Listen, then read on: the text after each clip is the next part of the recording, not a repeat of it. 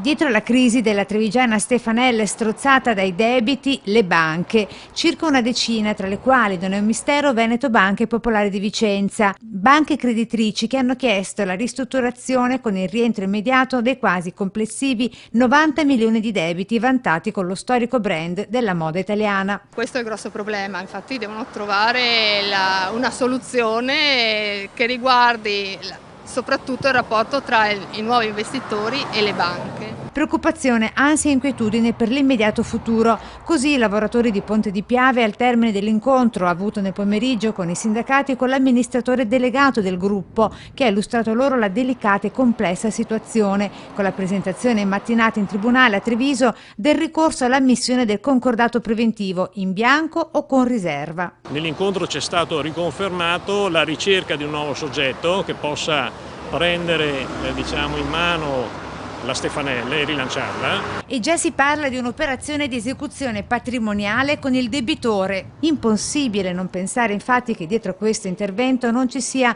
il progetto pianificato da parte del sistema creditizio bancario per acquisire e rilevare i grandi nomi del know-how dell'economia del Veneto e trevigiana che avevano investito in azioni e titoli proprio nelle banche venete e che ora con Fondo Atlante vogliono imbrigliarle a costi stracciati a partire proprio dal brand trevigiano di Ponte di Piave, Stefanel. Questo è soltanto un esempio.